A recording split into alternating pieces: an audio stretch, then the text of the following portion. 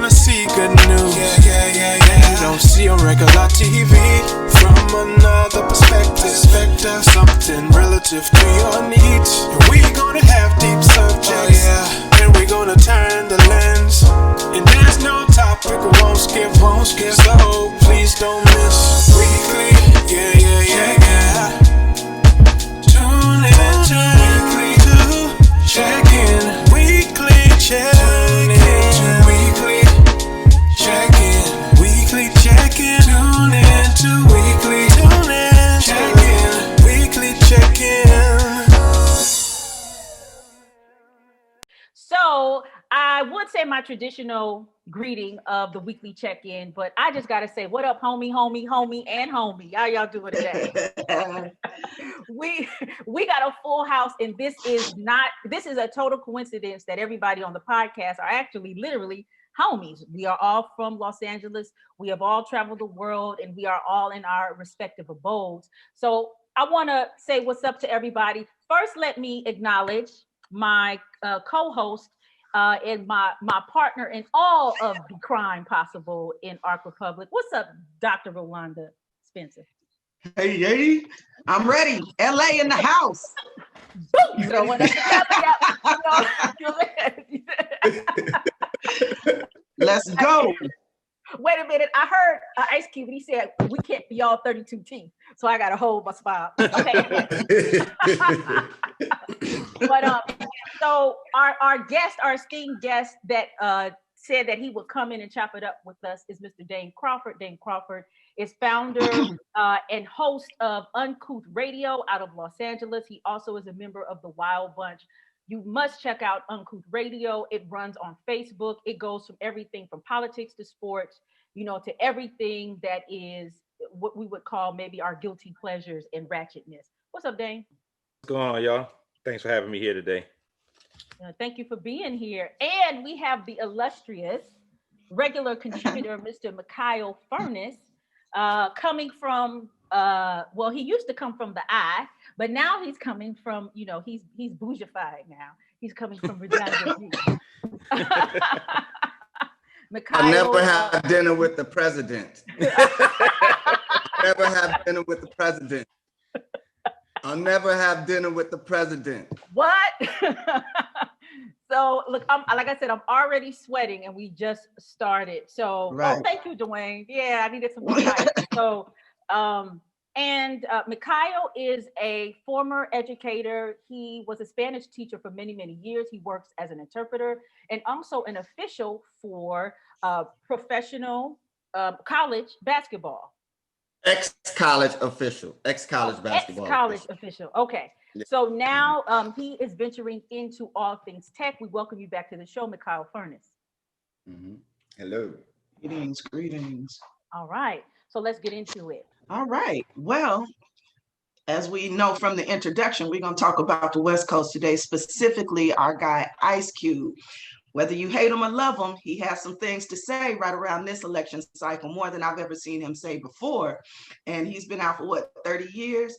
So let's talk about what's going on. How do you guys feel, first of all, about the contract with Black America, and then the subsequent platinum plan that came out of his discussion with the Trump administration?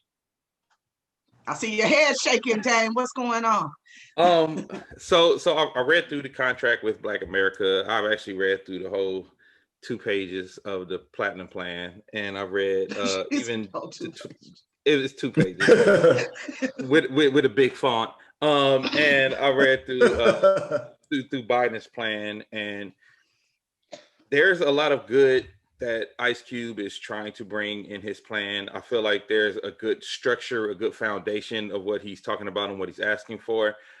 I feel like it's lacking in some places, just like he feels like the Democratic and Republican plan is lacking. I think his plan is lacking in some places. I think it has a huge void of a Black woman's voice in that plan. That was my biggest issue, because I know for him, he said, and this is something I had to learn for myself, even so I'm not, acting like I'm perfect or nothing, but he said, well, when I say Black people, I meant all Black people, but I think he didn't understand that there are certain issues, there are certain things that are specific to Black women that need to be mentioned.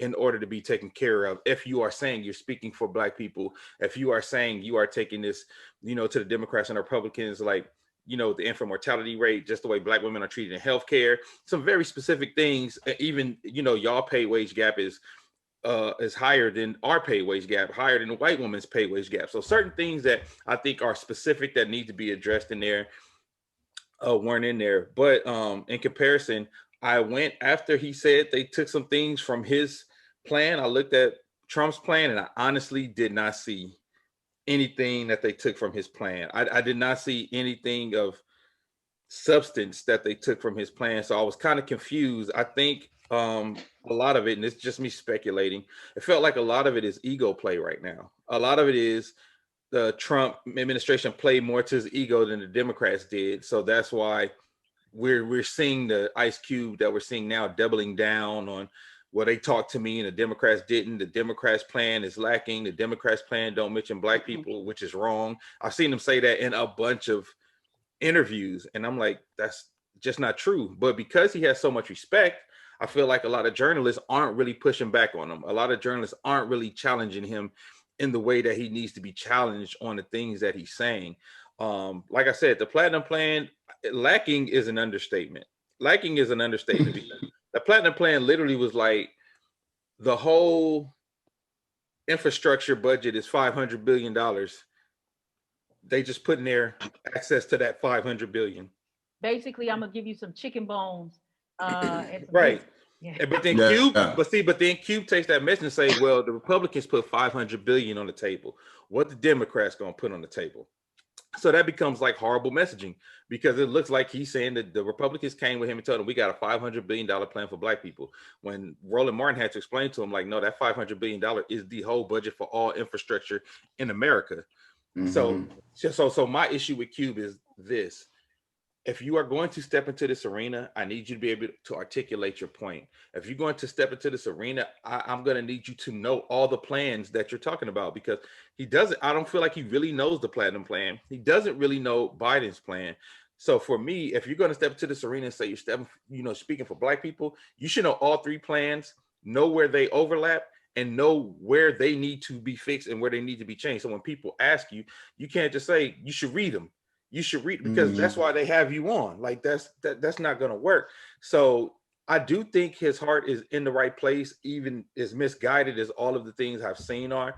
I think his heart is the right place, but when ego comes and takes over that heart, things change. Because I think in his mind, he really thinks I'm pushing the line on Republicans and Democrats, no matter what. I'm pushing the line on both of them, which I think we all should do. But then we're also in a very specific space when it comes to politics right now. We're in a space in politics that we have never been in.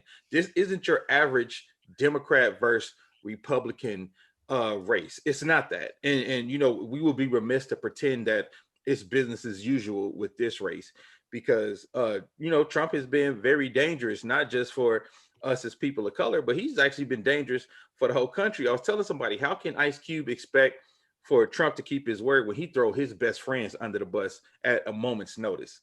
Like, this is a man who, the minute he doesn't need you no more for political expedience, he will discard you. And like, if we were having this conversation about during the election of Barack Obama and McCain, I would see this probably way different, because you're talking about the usual political space. But now we're in a place where he's being very dangerous. He's very disingenuous about what he says about Black people, people of color, the whole Black Lives Matter movement. It's just too much on that side right now to act like it's even Steven on the Democrats and Republicans right now, because it's not. I would say. So, I'm sorry. Go ahead, Mikhail.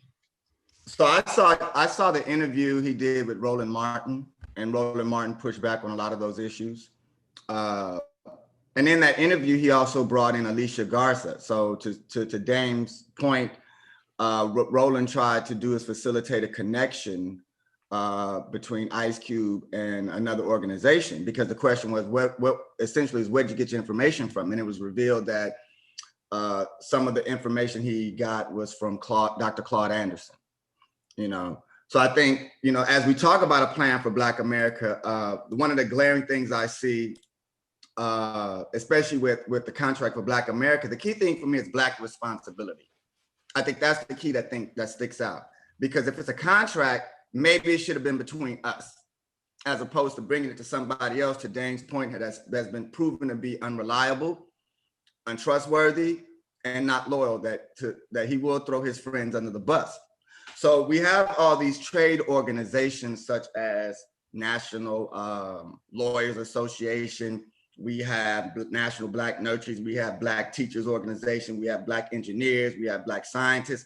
That's who the contract should have been with, because these are the people who lay the foundation for structuring America. If we're going to deal with, as Ice Cube said in point 13, Black responsibility, our entertainers should be persuaded to deliver more positive content.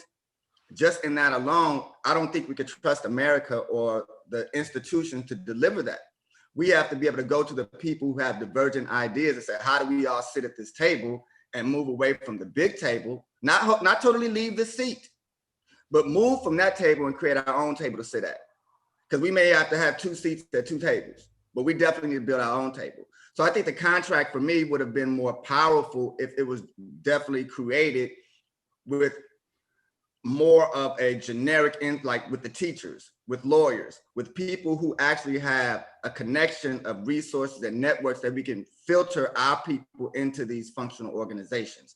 But Biden plan and Trump as a teacher, this just looks like bullet points. And it just regurgitates things that have been speaking points for the last 40, 50 years, 60 years from the NAACP and other organizations. But in short, I really think that maybe this plan would have been more effective if it was left in-house. Maybe piggybacked with Killer Mike. He just started his bank.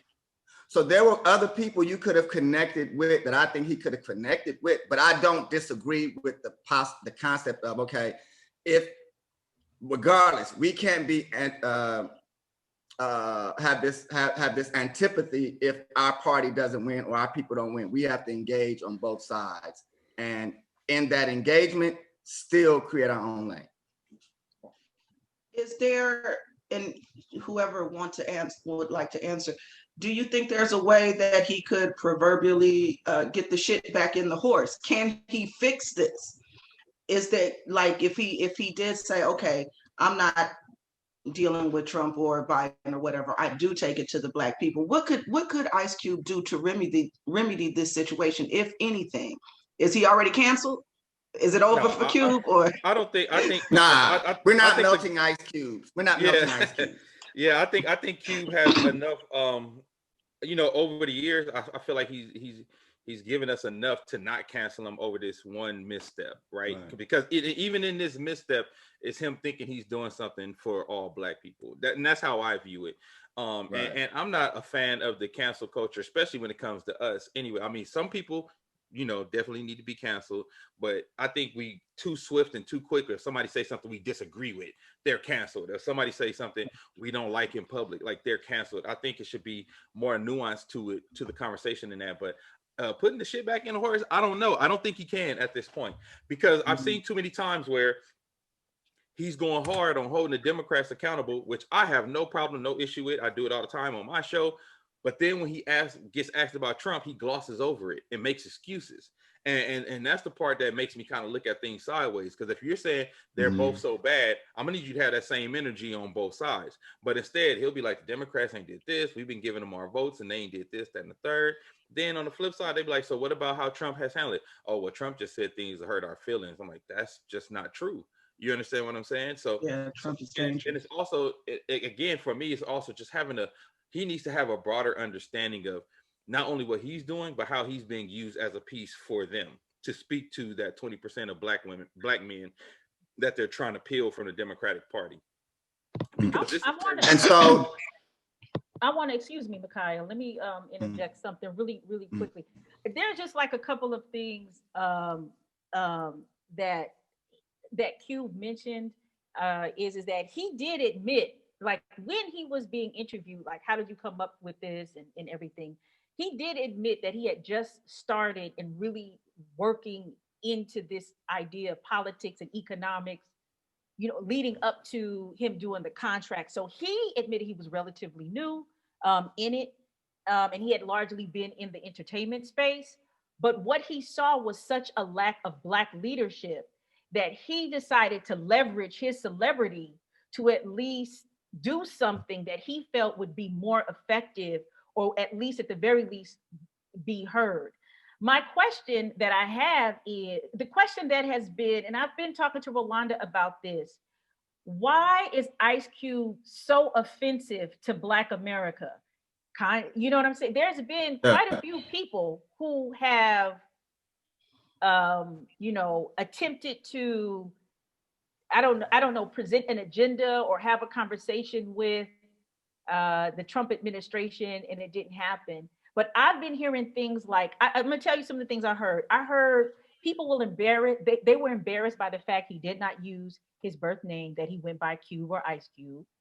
I heard that, they were saying things like, you heard that? I heard that. I was listening. It was a very reputable person who said that.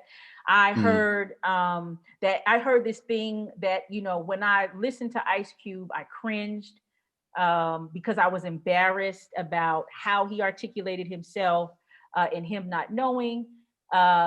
People were implying that he was uneducated. Mind you, this guy actually has like an associate's degree. He definitely has college experience.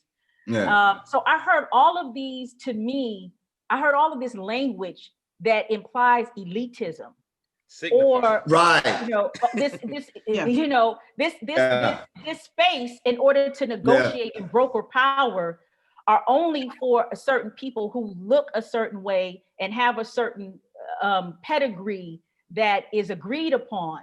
When the fact is that whether you love to hate him or not, is that he got Black people talking in a way that nobody got anybody talking, period, whether it was presented to Trump or not. And people don't acknowledge that. That bothers me a lot because to me, it is indicative of one of the main issues we have when we talk about leadership. So I just can you please kind of talk about what has been the conversations in terms of why people think Ice Cube is unqualified in order to enter into space, other than the fact we already know, he already admitted that he doesn't, he already said, look, I'm just getting into this politics shit. Right. He already said that. But see, that's the problem right there that he addressed. He said for the last 60 years, what have the Black politicians been doing?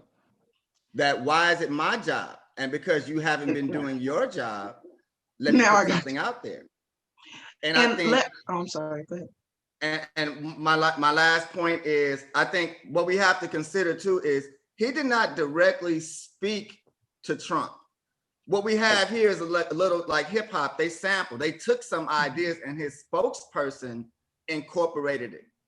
So I think part of this is just disinformation in some aspect, how you speak, because he did say he never talked to Trump. Someone from his campaign reached out to him. And so how it's framed is, oh, we're using Ice Cube's plan. No, Ice Cube had a plan independent of Trump.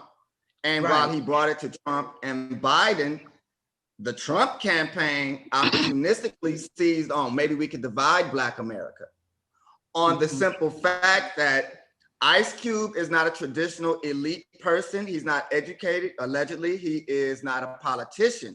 So why does he have this platform and why does he have this agency and access? That is offensive possibly to the elite Negroes in society who have PhDs, who are actually and can't get the meeting. And that's the thing. Oh, yeah, that's like can't get their foot in the door. And that's what it is. Exactly. And let me say this. It ain't this is my thought on that. What you presented, Kaia, is that Ice Cube didn't come in white enough for Black folks. And that's what it really is, because when it comes down to it, this idea of professionalism in education and elitism is whiteface.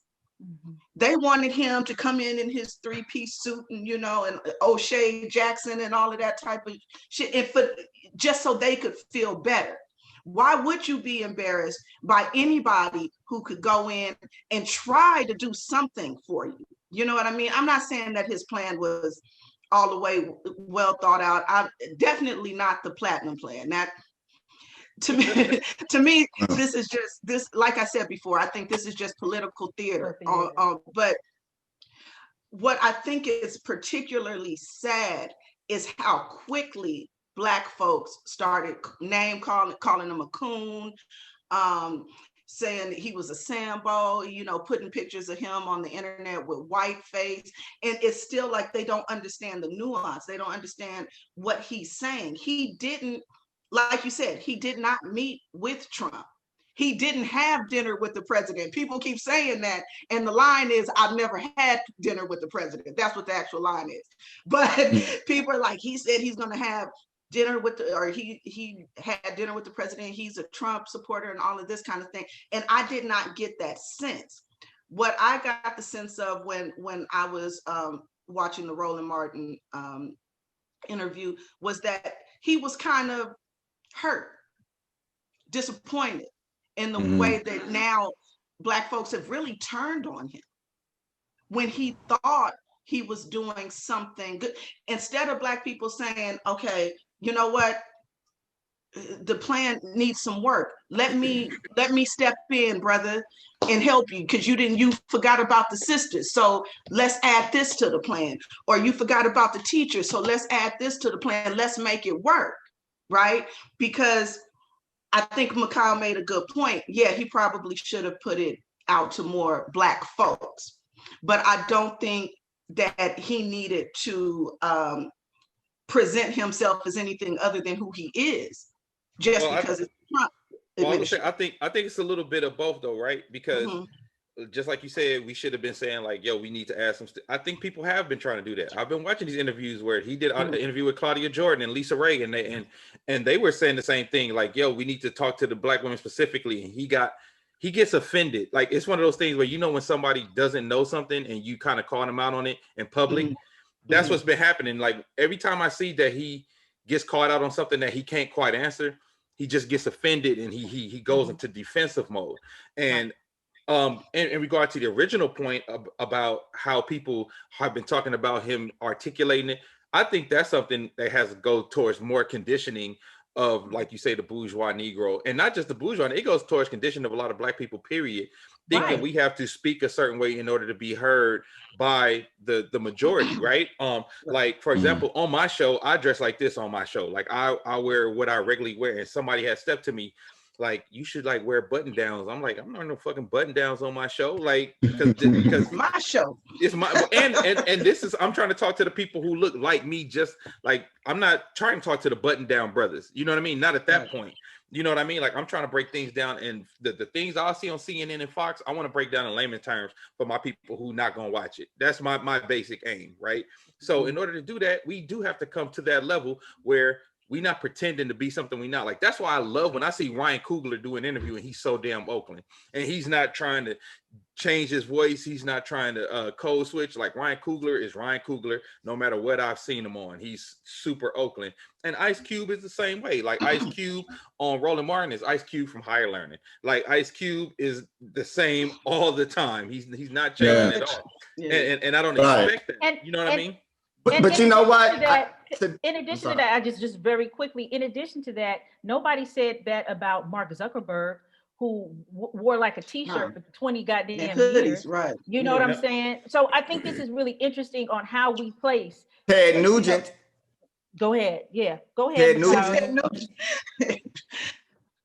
So I think that's really, very interesting. That really bothered me, because to me, it was a kind of a return of when you have these civil rights, protests going on. Respectability, and, exactly. So the Kings and the Andrew Youngs and all these people are showing up with suits and ties, and their whole thing is that, well, there's going to be a lot of press. We want to present ourselves as Black people a certain way. But then there was a breaking in it where, I forgot the guy's name, but I think he was played by Common in the movie. I forgot his name, who wore overalls to signify farmers and people in the South, right? Who actually, right? Not so Abernathy, and just like people in the South, and even Fannie Lou Hamer, if you see some of her stuff, her hair is looking this way and that way, when she comes on. But because particularly her, she did not present herself, she did not speak a certain way, I think a lot of people designated her as not the most sophisticated person in order to articulate the issues. And we still haven't gotten over that. And I think it's really funny that I said and let me talk about, I don't know what the backstory is. So I don't know how people reached out to Ice Cube, because he was like, I'm open, but I don't know what that means. Like, I don't know if there was a number you could call or a phone number, right. Because I looked, because I said, I would like to read it. I don't, I'm saying, I looked, couldn't find one. But I didn't even like the fact of Roland Martin going on with Alicia Garza to talk about all this different plan. To me, that didn't even make any sense, right? For me, I was like, that should have been a conversation. If you wanted to bring people together to collaborate, why are you doing it in real time on air? Shouldn't that have been a conversation beforehand? I don't know if Ice Cube had gotten into a mood of being so defensive, or maybe Roland Martin thought that this would be, something effective, that he would have somebody from Los Angeles. But I just thought that was not, I just was like, I don't understand the reasoning to that. Now, with all that being said, Cube has a lot. He has a lot to grow. He has a lot of growth to do, just like all of us. But I really feel that a part of him is so stuck in the 90s, in a lot of ways, that I'm like, we all have evolved. Cube, I know your house is banging. I know all your kids got great education and everything like that. It is okay to still be grounded and with the people, but also have some sort of evolution in the process. And lastly, and I'm going to shut up, is I said, isn't this funny? People, all these people, to me, some of the loudest critics are people with all these degrees from here to there. They are Masons, Boulets, Greek fraternities, went to Morehouse. That's no shade to you, Mikhail. Went to Spelman and all these Howard University and ambassadors, and they couldn't get their goddamn baby toe in the door. And this dude with a Scully and looked like he'd been wearing the same black outfit for the last 10 years, got some movement. That pissed them off, because that's what it is. To the white that's stuff. Really what the root of what I'm saying? is. It's like, I did everything that this establishment told me to do, to be respected, to get access, and here I can't even smoke a blunt with Trump. Yep. So that's exactly what it is. I think what this contract has really illuminated is an identity issue within the Black community. Because what these last 3.5, 4 years have realized, there's a difference between my African American and Black folk. So the African Americans were probably offended that the Black man got access to it, because the African American has done things the right way. They went to school, they got the degrees, they believed in Americana, believed in the American way. And then the Black man named Ice Cube with a Scully, looked like he probably just had a session, came on TV and got his plan through. So I think how we look at our identity and how we approach people, Black people still have this image thing that we got to look a certain way to have access. We just need to get beyond what are you saying? Does what you say make sense?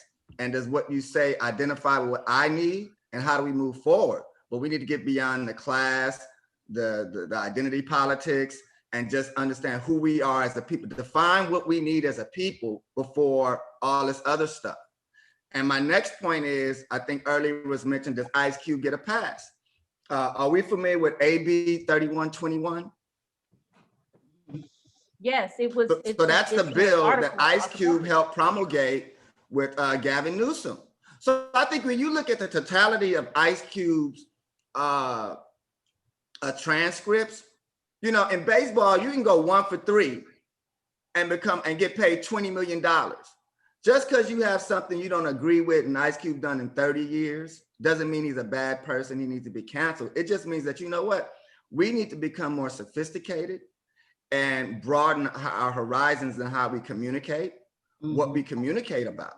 But I think those conversations we haven't been having, because we've been in reality TV, and while people in reality TV balling out, Ice Cube had this bifurcated reality. I'm gonna make this movie, make this money, but I'm gonna still have a contract and work on, while y'all out here trying to appease everybody else. So I think in its long range, to sum it up, we got identity issues, and no, he should not be canceled, because I think the continuum of what he's done is consistent with trying to elevate Black people, whether it's through the arts, music, movies, social services just because you don't understand or you may not agree initially. Because I didn't like it when I first heard it, but I had to check myself. Hold on, go back and read, bro. Find out what's really going on.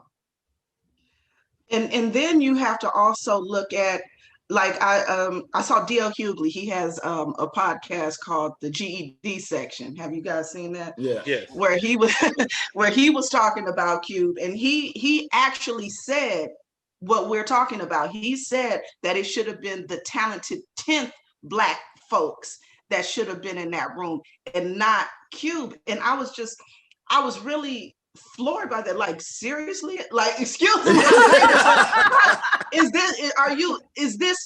Are you serious? Like, how do we get to the point where if you're trying to do it? One thing that I can say about the plan that Ice Cube presented is that it might not have been well thought out. It may not have been a lot of nuance, but it wasn't to harm us. No, Right. absolutely. No aspect of it was to harm. It was trying at its very most earnest point to present something in a bipartisan way.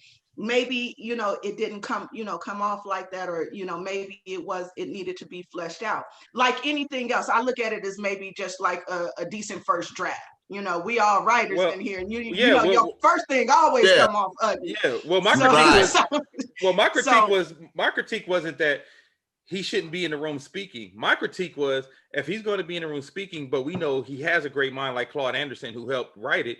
Maybe Claude Anderson should do some of these interviews with him if he can't articulate these points. Exactly what I and that's the thing. Support the brother. Don't tear him down when he's trying to. And I think that this would have been the perfect time for Black folks who really supposed to be out for Black folks to cover this brother and say, okay, we see it in the back, not out him on a live stream podcast you should have did this. Pull the brother. You know how we do. Know how we do. We take him in the kitchen. Right. Yeah. We say, you should have put him in a Cadillac. Right. Yes. Let's Cadillac. Let's cruise Crenshaw, homie. Let's talk about and this. Let's discuss this. Let's blow one and But smoke. Let's go buy Earls. But you know what that also. Chill in the Merc Park.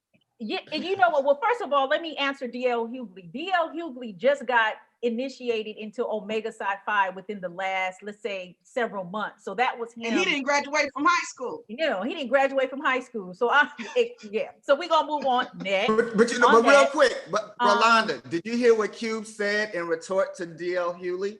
No, I didn't. Tell me, please. Okay, he says so, and this is the problem that America is gonna have with Cube. Cube is gonna hit back. The next album is gonna be incredible. I can't wait for that.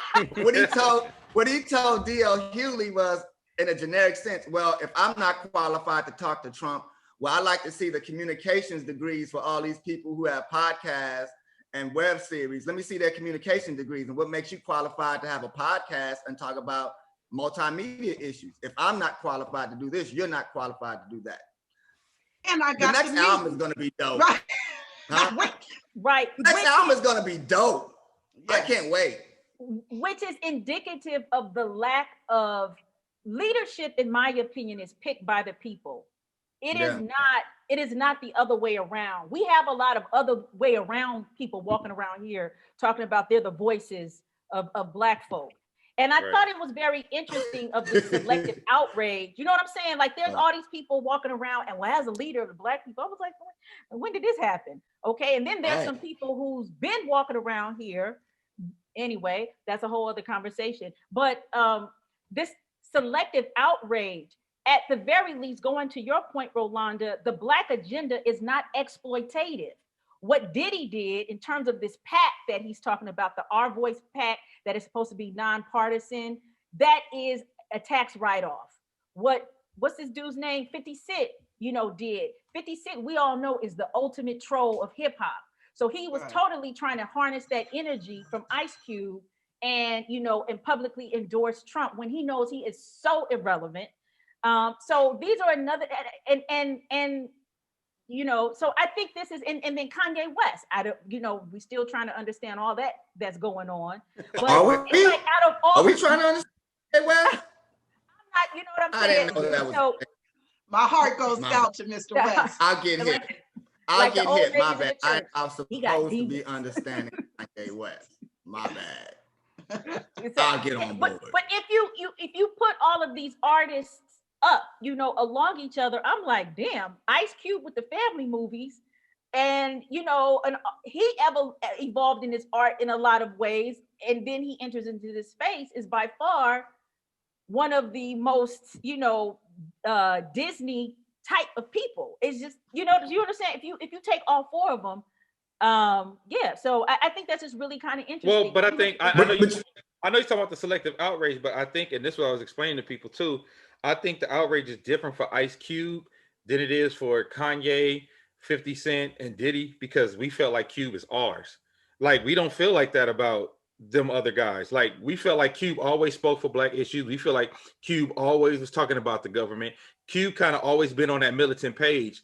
So I think people were so hurt when you feel like he's going to be a shield for Donald Trump. I think people are genuinely hurt because they really feel like when 50 Cent said what he said, because somebody said, where's the outrage for 50 Cent? Like, we been thought 50 was trash.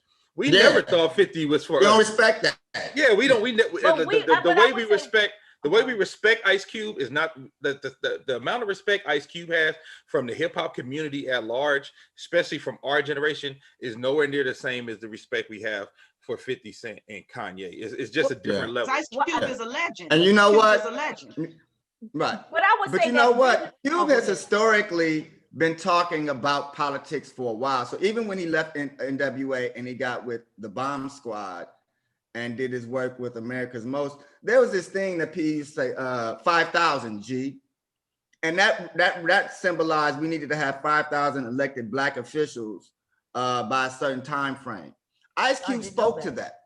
I didn't know that. He spoke to that. So when they said 5,000 G, the whole 5,000 G was, man, we need 5,000 Black officials. This is in the 1990s. Talking about that. So Cube brought this up in the video and said, since I think since the 90s or a certain amount of, he said, we've had 7,000 Black elected officials and we're still in this position. So I think what we have now, we have new Negroes who just see Ice Cube as, are we there yet? And not understand that Ice Cube he's NWA. He's always been fuck the police. America's Most He's always been Black career. He's always been, I want to kill Sam. That has always been taking me back. his thesis. Right. But I don't it's the think same that way has with this changed generation. We only see what LL he's Cool saying. J as an actor. We don't see LL Cool J as an MC. And I think we have to get our history back in order and understand that if you don't understand Ice Cube, you probably weren't listening to his music. This is a knee-jerk reaction. And some of those people, to Dame's, well, I have to disagree with Dame, those are the people that need to be canceled. Because if you just reacting to this, you don't know my man's history. You can't speak on something that you really don't have the idea and to have a logical opinion. This is a knee-jerk error. And this is what Right. and what I was saying is what I appreciated about the whole thing in the way that Cube handled it was that he was just like, I don't really give a shit if it's Biden or Trump. That was really his point. It's like they mean the same to me or nothing at all. I'm just trying to get this done. And I think that's the point that people made. He did not endorse Trump. And I find it strange that people kept saying that, like he endorsed Trump and he went to Trump's house and he did this with Trump. He didn't do shit with Trump. He's never met, well, he probably met Trump. And that's a bit of Katrina Pearson, though, when she came out with the big. Right. But then they believed it, right? They believed the Trump administration when they say they don't never believe the Trump administration. So because Cube backed and said, yeah, I did. Like you know what I'm saying? He didn't say he went and met with Trump, and I think that's the narrative that now he's like Trump's friend and he's his crony or what have you. And I don't think that people understood that. In the most genuine sense, he thought he had something, you know what I mean, that he could move. And he said, let's do it because I'm going to do it for my people. Right. And I think it was very on brand for him to say, I don't give a fuck if it's Biden or Trump. I think they're the same people.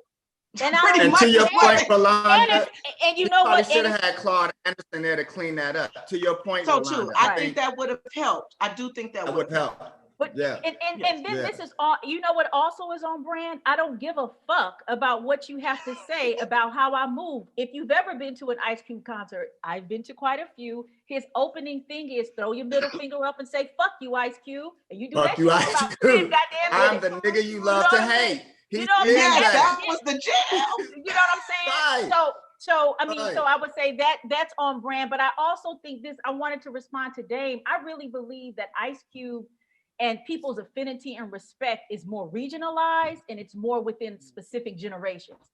Like, you know, people across hip hop in our generations know what Ice Cube has done, not only for hip hop, but also just, I mean, you know, a lot of people don't know it was Ice Cube. I forgot what was the song where he said some Al Davis, something about the Raiders, when he was like, the Raiders Fuck never Al paid us. Davis. Fuck He never Al paid Davis. us.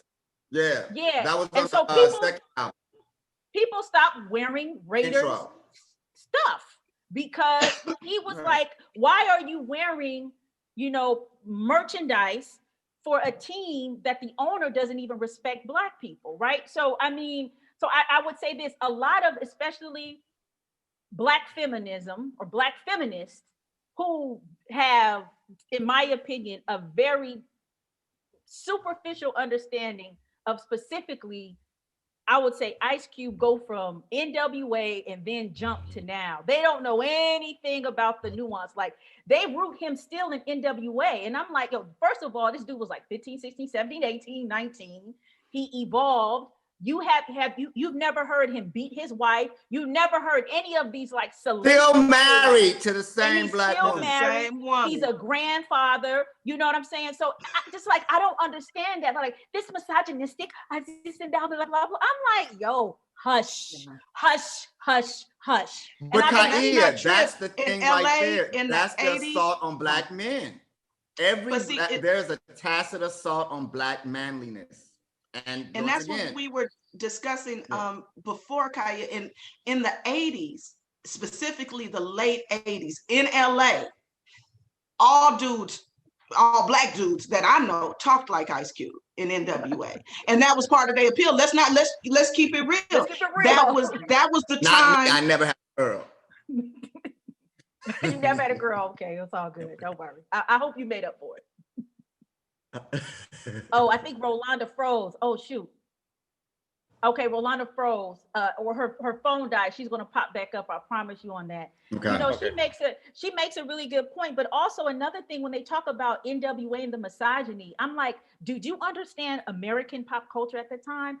It was nothing but misogyny, which is what Tupac used to say. Like, why are you blaming hip hop for an American culture that comes out of this, you know, very violent, misogynistic, white patriarchal, abusive as history. So I don't get it where people are rooting, in particular, it's very disturbing to me. She's gonna come back, her phone died. Yeah. How people are blaming all things that are messed up about the Black community on misogynistic Black men. Like that doesn't sit. And I think that's also an extension of the criticisms that I see with Ice Cube from a certain branch. Right. So I think you can't associate Black issues with the women's movement and the Me Too. And I think once you start linking those together, Black men get linked up into, they're like, no, we ain't like them. White male privilege, patriarchy is a total different than specific community issues and how you're nurtured and nurtured. Right. Patriarchy and white male hegemony is an issue. Right. Well, I think the problem is that when people often talk about the women's movement and feminism, people don't acknowledge that whole thing was actually jacked from a Black woman. All right. Like, people don't acknowledge that. And then not only was the like this idea of feminism was jacked from a Black woman because Black women had been existing in what would be considered non-traditional gender roles forever in this country. But secondly, as well, is that the feminist movement actually jacked all of the mobilizing and organizing strategies and was pulling talent out of the civil rights movement of Black women who were, basically treated like rugs in the civil rights movement. So I would say that there is a connection, but you've got to understand what the origins are. Right, because Black women taught white women how to speak up. Black women taught white women how to breastfeed their babies. Black women taught white women how to speak up. So in some research I've been doing for a project, I think Haley Quinn Brown was one of the first people that was one of the biggest Black proponents, but they snatched her up and had her work with their organization because white women couldn't speak up. Black women taught them how to speak up. And Gloria Steinem, just within, I would say, the last 10 years has been very public. She is considered the face of feminism, or starting it. Actually said, I got this from, a radical Black woman in the set. Like, this is not my idea. I actually got it from. But it took her 50 years to say that. After she had a whole ass career, ass career. But all right, so let's move on. Any last comments before we move on? Last comments on all things Ice Cube. I think this was a really good talk. I think I said. Okay. Fuck you, Ice Cube. In the most loving way. In the most loving way. For real.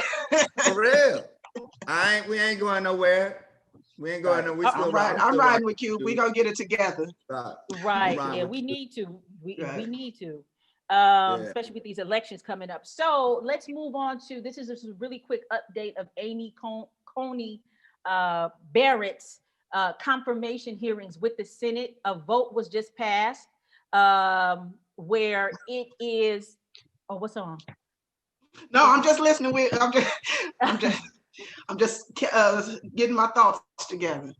Yeah, so the vote was just passed, and it is saying in the vote it is saying that she is actually going to be moved and will be confirmed as the next U.S. Supreme Court justice.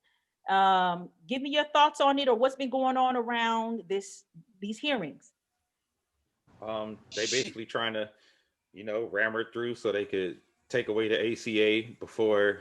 Because I think taking away Obamacare is Trump's Hail Mary before the election, because he's been saying it since the beginning of his term and he hasn't been able to accomplish it. So this is his last Hail Mary. Like I told you, I was going to stop Obamacare, even though it's going to hurt most of his, most of his constituents more than anything.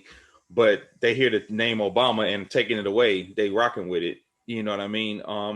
So that's what's going to happen. But my hope is that if Biden wins the election, he will look to add more justices to the court. And look, I just want to relitigate a little bit of history. I was a little bit mad at Ruth Bader Ginsburg because Obama tried to ask her to retire before he left and said, let me replace you before the next election. And she thought she could hold out because she just knew Hillary was going to win. Oh, I'll retire during Hillary's, presidency. And then, of course, Hillary loses. And every time she went to the hospital and broke a hip, we all like, uh-oh. And then it happened.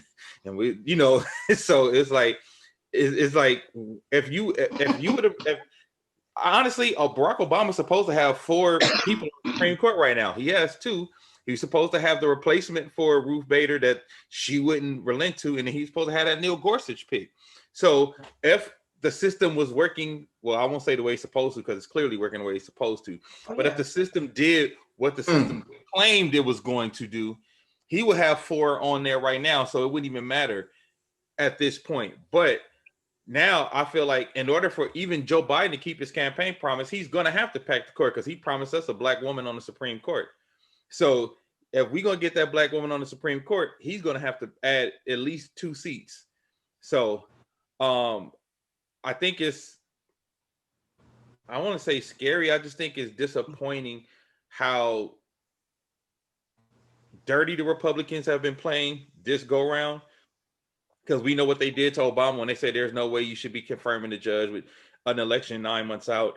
And here we are 2 weeks out and they're confirming somebody. And my problem with that is every time the Republicans color outside the lines, it's like the Democrats try to fight back coloring inside the lines, and you just not going to win. You're not going to win. You're not going to win the Vietnam War walking up with a bayonet saying pull, shoot, while they jumping out of trees, choking people out. And that's what I feel like is happening with the Democrats and Republicans. Y'all fighting 2 different wars. Somebody, I heard a great analogy. They said it seems like the Democrats and the Republicans started out sitting at a table playing chess. And then when the Republicans started losing, they got up and just set the house on fire. And the Democrats still sitting there at the table trying to play chess. Right. Yeah, my only we not- concern is oh, how no. can you confirm somebody that never answered any questions? That's all I got. And she's only been a judge for 2 years. 2 years. Not even 3 years yet. Mhm. She's only, how is that? I've never seen an administration that was so not just corrupt, but inept. They're like the Keystone Coppers of American politics. Mhm. If if it was only 3 of them, I'd say the Three Stooges, but it's so many of them, and they all went to jail. And you know what I'm saying? And it's like, and we are still, as a country, listening to this shit like it's like these are people that we should be listening to. We are still. I agree with your point, Dame, is that this is not the same fight that they're fighting. There's no. You don't seem like you're just your higher self because you're getting fucked over by Republicans every time you know what I'm saying, you do something, and that's what's happening. It's like Lucy with the football. Charlie Brown running earnestly, think he gonna kick that, and he never gets the ball. Yeah. And that's what's happening right now. And that's why they piss me off so much. That's why the Democrats piss me off so much, because we've seen over and over again the Republicans go against their word, the Republicans lie, and then we've seen in this same instance, in this same administration, we see Democrats trying to make examples out of other Democrats, hoping if we do this, then the Republicans will do the same. For example, we saw what they did to my man who was in Minnesota. I can't remember, Al Franken. Al Franken got caught up in the beginning of the Me Too movement, and they like, well, we want people to hold their accountable, so we're going to ask Al to step down. So he stepped down, you lose a seat. Republicans got people doing way worse stuff. That's when you had the pedophile dude running at the same time, and they were like, oh well, you know what I mean? And I'm like, so now y'all done lost a seat, and it's going to get filled by a Republican. Y'all lost that, and they still ain't cutting none of they people. Like, what are y'all doing? Like, what is this game y'all playing? Like this, y'all go low, we go high, is not working, because they going low, they getting to the finish line faster than y'all. They getting things done faster. There's some collusion involved in this. There's definitely collusion. Yeah, I mean, my thing is that I do not believe the Democrats' whole spiel, and I think this is why maybe Ice Cube goes harder, because it's kind of everybody knows what the Republicans they've been like. People have been since Obama. People criticized him because he was trying to be this kinder, gentler Negro to America. That was the criticism then. That was the criticism for the Democrats. That's been the criticism of the Democrats before. Why are you fronting like you are this ultra liberal, culturally sensitive, party and kumbaya and everywhere? It is a total front. And so I think that whole act that they've been playing has turned on them, right? And so for me, I'm not mad. The Democrats are being exactly who they are, which leads me to believe like this is theater play. And as somebody who has worked on the Hill, who has worked in state legislation and used to volunteer heavily for county, this political stuff, like the people are the only ones that are really truly thugging it out and battling. A lot of these people behind closed doors are very good friends, and they share cigarettes, just like RBG, you know what I'm saying, was very good friends with Scalia and everything like that. So this charade or this thing that we think about, but the problem that I have is we tell the Democrats to go hard and they don't go hard, but then they turn around and tell Black people, you need to go hard with this vote. And if you don't go hard with the vote, you ain't shit. I have a problem. Well, that's what they say. Well, we got, what I think about it also is I think people have forgotten that the roots of the Democratic Party is slavery. Right. And I don't care what the branches and what the leaves look like now, the DNA of those leaves and branches is still slavery. So I don't care what color you paint it. Well, that's the roots of all parties. That's going to be the roots. Yeah, but that's going to be the roots of all parties. Like that's going to, exactly. Right. That's going to be the roots of anything political in America. So why are we still having this discussion of how we're disappointed with either party if we know what the roots are? That's the challenge right there. I'm really antipathetic about it. I'm like, yeah, whatever, because I know who they are. I'm looking for something new that really speaks to, okay, if it's Black America, let's talk with Black America. If it's about social justice, let's talk that. But I don't think it needs to be a label for me. And I'm not, and when one quote unquote party does something, it's what they are. It's they are who we think they are. Right. Yeah, so as far as Amy Barrett, our new Chief Justice. That's your Chief To me, Justice. You're right. To me, it is what it is what it was always going to be. This was a farce. Yeah. It was never a point where she was not. Once she got put up, we knew she was going in. Yeah, she was going in. It was already said and done. So I'm not surprised about this outcome. Now I was surprised. Well, no, because I think this is political theater as well. When the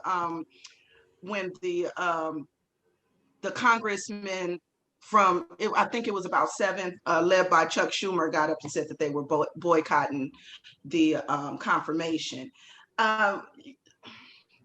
She's going to be the new Chief Justice with 2 years of experience. I can't go and get a job with 2 years of experience. I can't go to McDonald's with 2 years of experience and do anything. And now you're the highest ranking judge in the United States.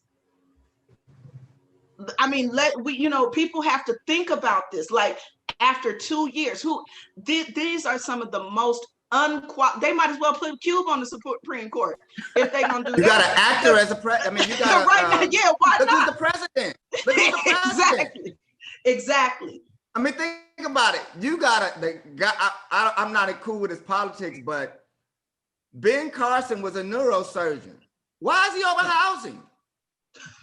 Why wasn't he over like health? And in fact, even though he's a neurosurgeon, at least housing. What do you know about housing? It's like they put up a chart and just threw darts, and it's like whoever land on the dart, you get that job. I think they just called out names and they played nose goes. So whoever touched their nose first, they got that position. That's how they did this shit. This shit ain't really nobody's. I mean, look who's the president. So it's not surprising. I mean, let's I've been saying this. Let's keep it a bean. Thank you, Jaguar. Right? Let's keep it a bean. This to me, the presidential cycle and the tickets are very weak. Yes. To me, it points to the mediocrity or even the sub-mediocrity that is allowed to slide in the white establishment. There are things that Biden, with all of the baggage that he has, could not have even run if he were in a different body. And we all know Trump and, Pence's background. So I think that all of this is indicative of showing how this white nationalistic domination or supremacist type of tactics, how mediocrity is acceptable, and all the other people have got to be super powered individuals with battery packs behind them. Right. So I think this is what we see. And get ready, because Amy Coney Barrett looks like, she takes ginseng and she drinks her go-to cola. She's gonna be in there for a very long time and probably practices voodoo on them Haitian. Right. She adopted. That is so much. That's so shady, Kaia. I know that is. But if we got our shit together, we can really circumvent the Supreme Court. I think the Supreme Court really shouldn't affect things we do in our community if and they won't. They never have with Black America. So what? It's going to be the issue with the abortion. Yeah, that's going to turn America on its ear. If that really comes up, and they strike down Roe versus Wade, now you're gonna see the white ladies get in the mix heavy. They sitting out there. They now right now they got their guns out for Black Lives Matter. But you take away their right to abortions, they gonna turn you're gonna see them get down. And see, that's the opportune time for us to get our shit in order. Let these white folk fight their shit out, and we get our shit in order. I think a lot of these things are beyond the hills for us. These arrows are beyond our field. Yeah, we need to be focusing on what we need to do. And I'm not disparaging abortion, but if Roe v. Wade is a white woman's issue, Black folk need to get their house in order and figure out how we do right by each other financially, spiritually, sexually, socially, all these ways so we can avoid this system. Well, there are three things, and I would say that there are three things that are coming up. What you said, reproductive rights, healthcare, right, and I think also food, you know, and you know, and you know, the social programs in terms of, you know, welfare and SNAP and all those benefits. Because you know, Republicans are very critical of the amount of money that is allotted in those programs, and have for years have tried to. He's like, we need to reduce that. So you have your food taken away, you know what I mean? Your all those things. It's about to be crazy. So and not only the food, I mean, but think about like the farmers who by and large have voted Republican over the years. They're really impacted. Right. So you not only are you dealing with white women's reproductive rights, you are facing an impending mutiny by white rural farmers. Like there was a debate a while back where they asked the incumbent, I think Republican mayor or governor she was running, what's the price of corn in Iowa? And she didn't know. That set off. Now imagine this: you're in Iowa, you're a farmer, and you don't know. And you're a politician, you're supposed to know the price of corn. So between not knowing the price of corn, abortion rights, white people about to be in arms. They already are, right? Which, let me just mind you that with this election cycle that's coming up, with the election cycle, intelligence agencies across the board are saying to be prepared because there are talks on all these channels of some level of civil unrest or upheaval, because regardless of whatever side, quote unquote, wins, whatever that is, there's going to be a large portion of the country that is going to be pissed. Black folks, go get your legal firearms now. I've been telling people this for 3 years. No, that's a real, yes. I definitely agree with that, because I was telling my mom she wanted to come and vote early, but the lines are around the corner almost every day for the early voting. And I said, you know, I really don't feel comfortable with you standing out for hours, because you never know, you know, when a fanatic is going to come in and do whatever, because now you have people, they're just standing there for hours. You know what I mean? And people are becoming increasingly violent. And it's not Black people. It's not Black people. And we don't, for some reason, we don't expect white people to be violent in the way that they have been, even with the Black Lives. I do. No, I expect it. I expect it, but I'm talking about as a Americans, I guess you can say. We always think, you know, you're gonna go to the Black neighborhood and get shot in a drive-by, but it's just as likely that these white militias will come out and do the same thing if it's in their best interest. And like you said, it doesn't matter who wins. The people are going crazy in these streets. Right now, they're on edge. Everybody's on edge because nobody understands what's going on right now. It would be funny if it wasn't so real, so dangerous. You know what I mean? This is something that you would think you would see in a TV show or a movie or a comedy, but it ain't funny when you living through it. And I think that that's the problem with this confirmation, with this whole political cycle. And that's why, like you said, Kaia, the ticket that the Democrats have is weak. We're in an election cycle where they're talking about you know, defund the police and things like that. And you have 2 cops, for all intents and purposes, running on the Democratic ticket.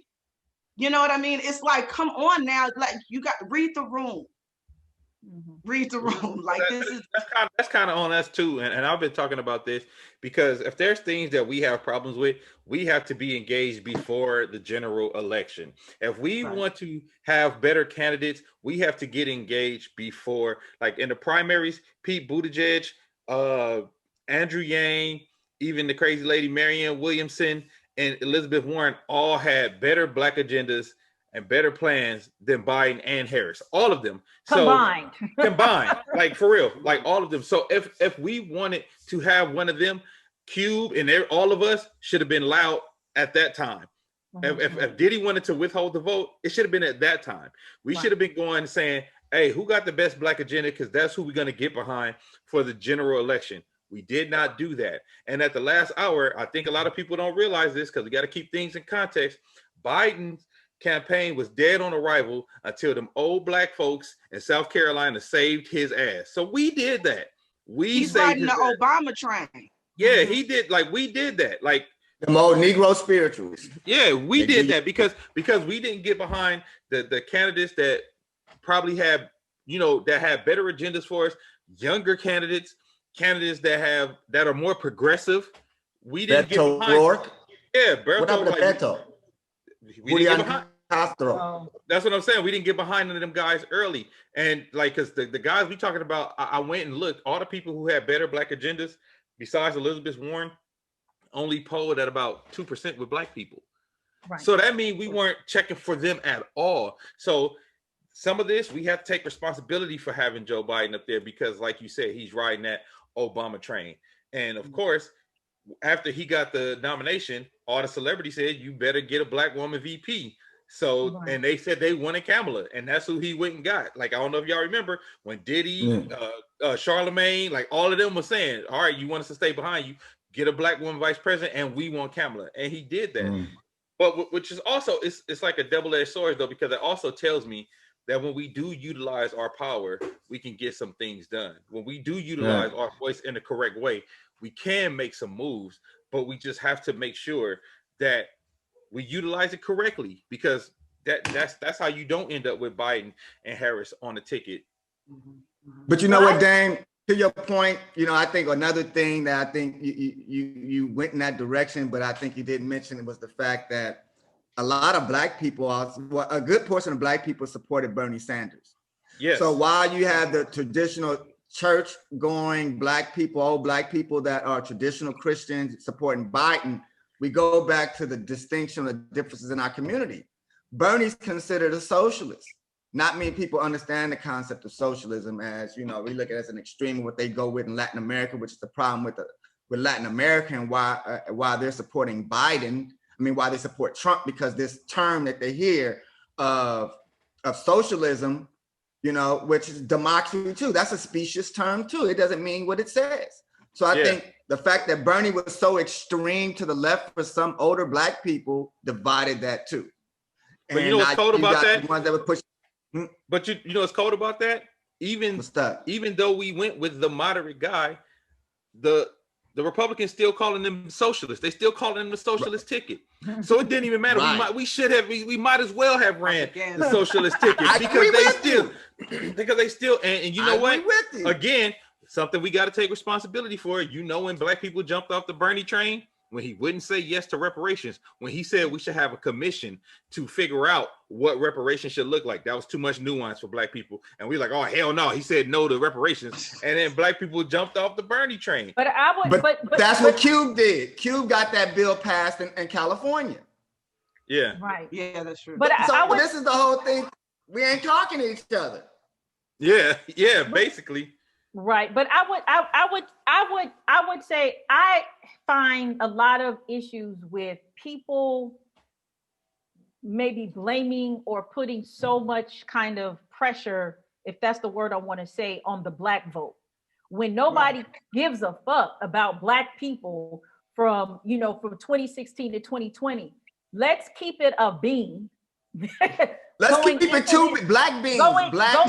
Keep it black beans, baby. Let's keep it a black bean. Moros y cristianos. Negro arrozo. Okay. Claro. No that's right. Negro, how do you say beans in frijoles? Negro frijoles up in this. Frijoles negros. Yeah. This casa is black people. Black people. This is. You could look it up. After the Obama, and I fought back and forth with Shivers, the previous guest who we're going to have on too. Black people, if you looked at where we were in terms of healthcare, wealth, education across the board at the end of the Obama presidency, we were worse off at the end of the Obama presidency than we were at the beginning. Of course, there's a lot of factors that play into this. I mean, he started at the economic crisis and all these things that happened. So when we get to this election cycle, a lot of Black people are on their hands and knees in terms of just basic survival. So you couple that with already us not being, not really politically astute and feeling as if there isn't really a Black leadership that articulates the needs. I can't say, and it's not removing the accountability, but I think there needs to, like, what's going on needs to be far more contextualized. But with that being said, that because Black people said, okay, you're not doing for reparations, then forget it, I'm not talking about it, are not the same people that were voting in the Clyburn district. I also believe that the Biden-Harris ticket was already in the cards at the beginning. That's who they wanted in the beginning. They are the most, they wanted the female version of Obama and dementia Joe Biden, who I believe that if they do get elected, he's going to retire because he's in like second stage of dementia. I do too. I think they run it so Kamala could be the president. Yeah, exactly. This is a play.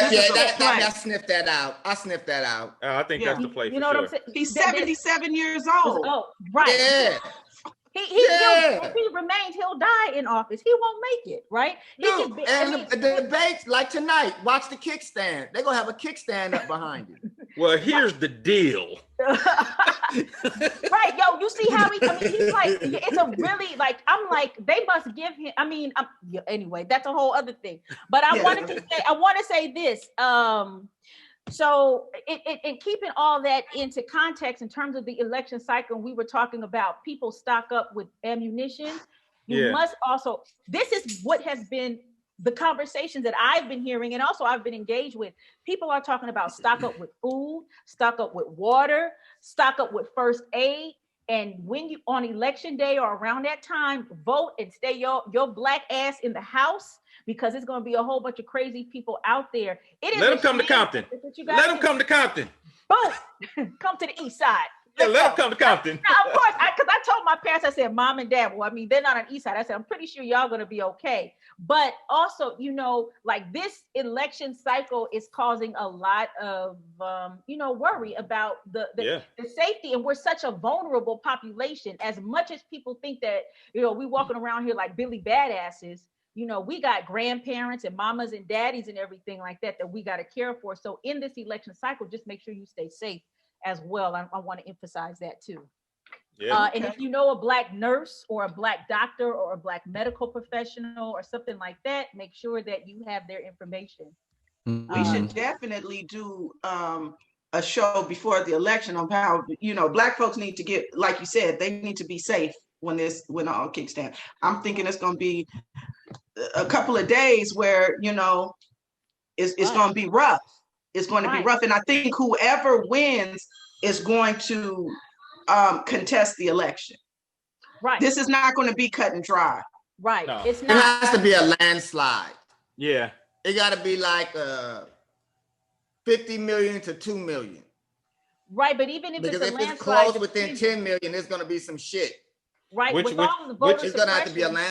I'm just saying, even if they contest it, and that's where this new Supreme Court thing is tricky, because you're going to be going ahead against a Donald Trump Supreme Court.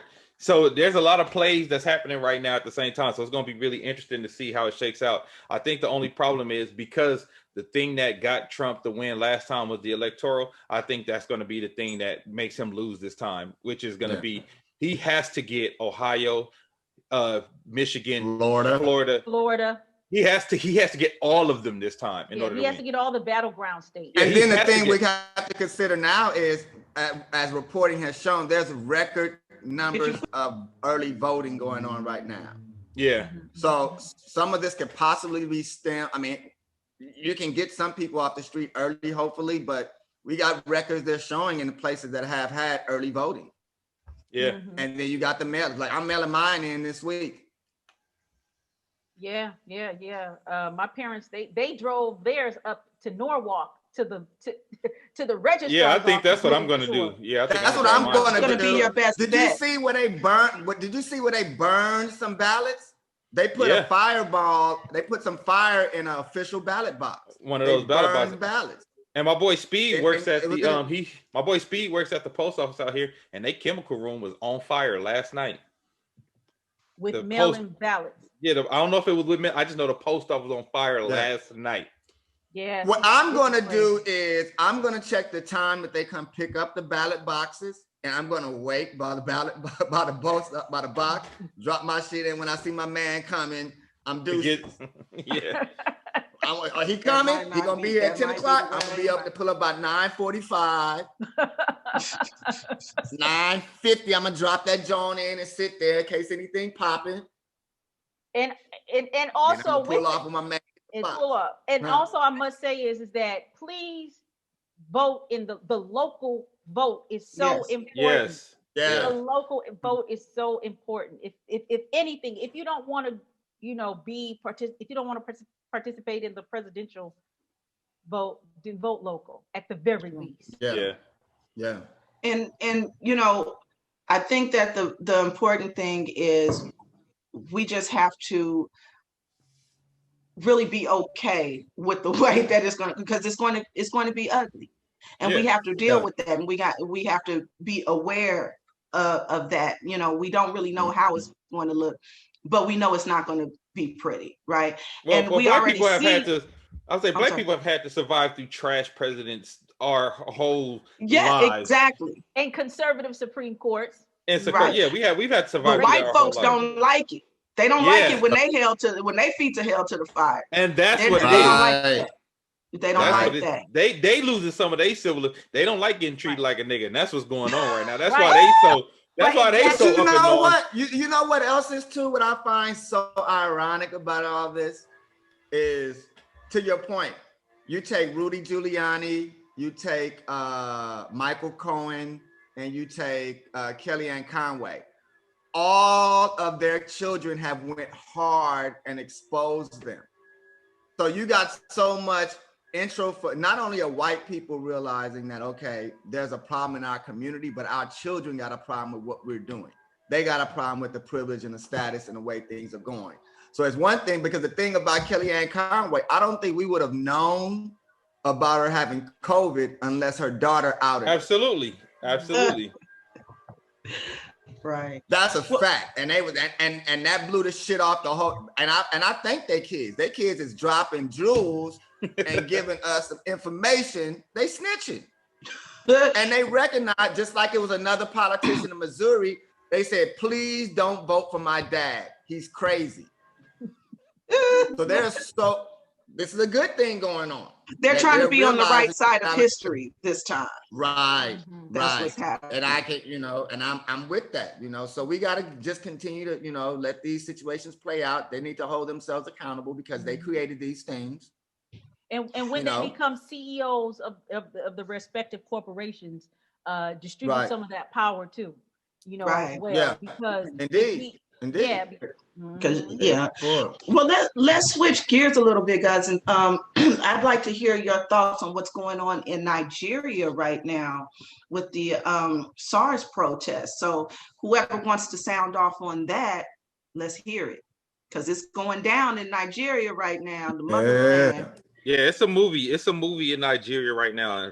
Basically, for people who don't know, SARS is like, I guess, the special unit, SVU, if you will, of Nigeria, and they were supposed to be there to clean up the rampant crime, and now had just turned into a police brutality and profiling unit, kind of like Crash became for us in the 90s. If anybody remember Crash and the gang units, and how they would roll up on if it's more than 2 black kids, they rolling up on you, period, asking where you from, what gang you with, and all that. And so I think it's kind of turning that, because they said almost anybody who has a certain profile, if you have locks, you have tattoos, and a cell phone, they going after you. You might get beat, you might get hurt.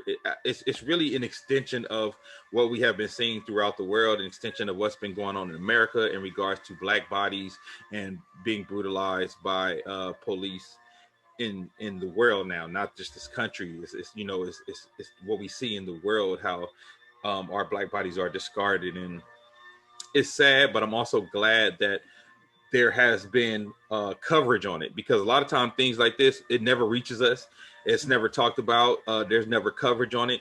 So I'm glad I'm actually seeing coverage on it. I'm glad I'm actually seeing celebs speak out, tweet about it, talk about it, and bring awareness to it. And hopefully, just like we're trying to get some change legislative wise and get some change on the streets with Black Lives Matter out here, I hope we can do the same for our brothers and sisters in Nigeria that's dealing with SARS. EndSars now, ladies and gentlemen. And that's basically all I have on that. So I think that I agree with a lot that Dame says, but in its broader context, I think that, you know, there's a lot of this going on, whether it's, you know, in the United States protesting the Breonna Taylor decision, George Floyd, Nigeria with SARS, which I find ironic that it's also linked to, it's the same acronym for the severe acute respiratory syndrome. That's what I thought it was at first, low key. That's another like, situation. what? Right. So SARS is in Nigeria I think also I'm like, in SARS Latin is back, America right now. So what we're dealing with right now is not only is a health pandemic, but a security pandemic, with how the police state has become a global problem across the world. And it's just not Nigeria. There are these killings that are going on in Mexico and other parts of Latin America as well. So we have to look at not just the health pandemic, but the crisis of security in our community. And more importantly, how the police state is using the civilians as enemies. Because Nigeria is not, we can't use quote unquote racism as the cause of, you know, they got KKK planted. They look like us. Yeah. So now we got to look at what are the causes of this. If the issue is crime, then Nigeria probably needs to do a better job of getting a handle of their social economic conditions. If you are, you know, when you look at the resources that they have, the problems of crime probably should not be as entrenched and long-standing as they should. You know, you are oil and gas accounts for what, 10% of their GDP? You sit on natural petroleum reserves. There should be a different way Nigeria should be operating. So what is leading to not the insecurity, but the corruption? What is leading to the social conditions that is continually having these situations play out in Nigeria, whether it's a health crisis or security crisis? But I think, you know, once again, we got to look at the issues that I think that are financial, that are social, that are causing this disruptions in the communities in Nigeria. And maybe, you know, ideally the police forces could go a different route, but it's just not, it doesn't make sense. That's the bottom line. It really doesn't make sense. Well, there's a lot of, you know, information that's coming out of Nigeria, and the outside world is trying to understand what is actually the trajectory of things versus, because there's a lot of propaganda that's being pumped out for sure from the actual state itself, from the official Nigerian channel, saying that nobody's dying and all this other stuff. One of the things that I want to say is that I believe that the EndSars is a continuum of what we've been doing, or the Black Lives Matter movement that has gone global. So when Black Lives Matter kicked off, you know, it was an opportune time for a lot of young Black youth around the world, especially in these areas where they've migrated to their colonial host, or they're still living in their colonial past, which is what Nigeria is, you know, still these residuals of colonialism, where you have very few people in power in the same families, the power being passed on, what happened is that the protests were going on for weeks.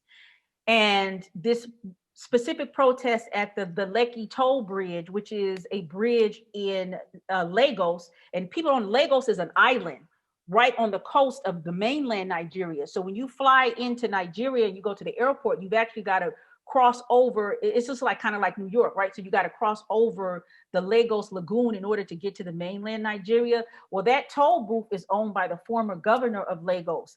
The billboard that is right by the electronic billboard that shines, that is by there, is owned by his son. So right before police started shooting into the crowd of protesters, mysteriously, the billboard shut down. And so there's all of these, all of these people who are on concert in order to move this very colonial, abusive, corruptive, what do you call these heads of state and those that are brokering the power. Nigeria is the most populous African country. It has the most Black people situated in any parts of the world. Is located in Nigeria. There's a lot of ethnic breakdowns that go on, but a lot of people are talking about this is nothing new. This is actually also part of them fighting colonialism. If you know Fela Kuti, who is the artist, Fela Kuti. Question. Let me ask you a question real quick. Hmm? What role do you think China has in all of this because of their influence in different sectors in construction and the oil industry and their financial input in that region? With respect to what you're talking about. So I think that's really good. So I think what China, in my opinion, China was offering. So let me start with the British and let me start with the United States, who have historically have totally exploited the oil industry specifically. There's also cocoa as well, but they have exploited the industry with going into the communities with all of this resource, setting up these manufacturing sites, not really hiring the locals, but actually bringing people from all parts of the world in. The only thing that the locals could do is be the security and the henchmen, massacre the villagers that are protesting that their villages are being polluted and, there's not enough money. So what happened is that was going on for decades. So what China does is that China enters in and says, hey, brother, and this is starting from East Africa and moving its way down. I'm offering a better partnership with you. I will help you develop, as opposed to the UK and the US and all these other Western powers where they just come and take this money, extract all these natural resources for a small amount of money, and then, develop all these industries. I want to co-develop. But what they're finding out is that the quote unquote development that China has comes with a lot of strings attached. It is to be the second colonizer. So this is, and they bring in their own people to work, and they're bringing in their own people. So they're actually doing the same thing that the Western folk did as well, which leads to the robbery. You're not gonna come to my country, and I'm about to jack you for my own stuff. Right. So the SARS, which is the Special Armed Robbery Unit, was created in 1992. Special Armed Robbery Squad. The Special Armed Robbery Squad, right, was created in 1992, and this is at a height where there were a lot of kidnappings. Like even when I went, kidnapping was the form of people getting money. So they would kidnap a foreigner, extort the family, and they pay a lot of money. They will often do these around a lot of these manufacturing sites where there are a lot of foreign people. So in 1992, the SARS squad was not created to protect Nigerians. It was created to protect foreigners, right? Right. And to make sure that the pockets of those who run Nigeria stay fat, because they had to protect these relationships with these outside entities, China being one of them. I think that once you... I'm sorry. Oh, yeah, I think the issue is pretty much the same with most people who would even, like we talked about this before, Mikhail, if you would even want to be a police officer in that way, you already have some issues. You already have some things that you have to contend with in your spirit, I guess you could say, because the fact that this is happening globally, where police are running rampant, they're doing more crimes than the so-called criminals, right? Right. So if we don't get a handle on what we call securing our nations, with our on the ground police force, then it's always going to be a dangerous situation. It's always going to be. I don't know how you have to have some type of law enforcement, I would imagine. Right. I just don't know how if there's a way that we can choose better, like more altruistic people. I don't know. I don't really know what the answer is to that. But what I do know is that there is a problem when the people who are supposed to protect our interests becomes our enemy. Right. Because in that instance, I mean, with the SARS squad, they're killing 15-year-old kids. They're doing the same thing that Derek like Chauvin LA. did, and was it Pantalino, whatever, Pantaleo, what they did, they do the same thing. So I think to my earlier point, you know, when it deals with the economic issues, it's making it more endogenous or a more autochthonous occurrence where the money is staying and created by Nigerians for Nigerians instead of China coming in, bringing in their people. Now people have to go to alternative means to survive. I also think that, you know, as this is a continual pattern, because we got to remember that AFRICOM was created, right? Yep. And that was military wing. That was a military group that was set in Africa. It's a headquarters. Headquarters that was post the Iran and invading Iraq and Afghanistan because they lost their ability to establish bases and patrol in those areas. So the only place they can go was Africa. And they were accepted there.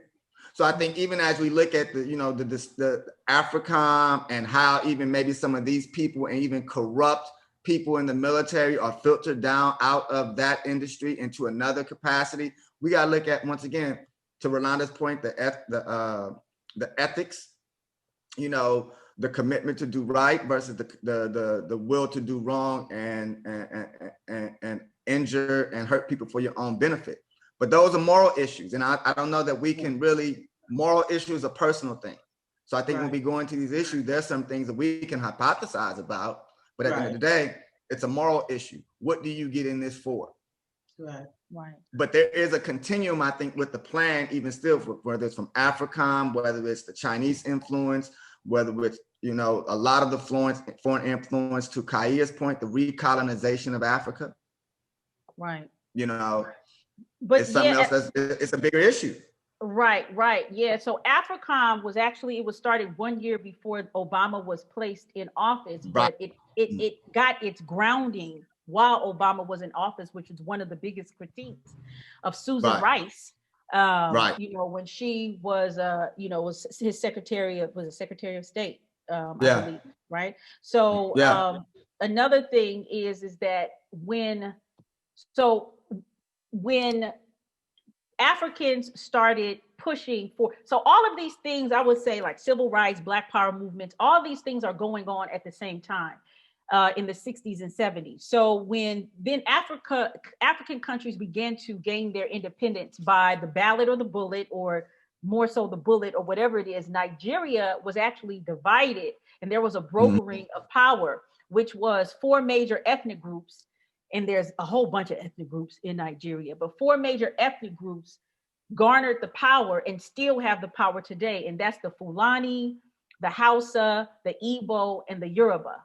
The Hausa and the Fulani traditionally are the military and usually are the presidents, where the Igbo are the money.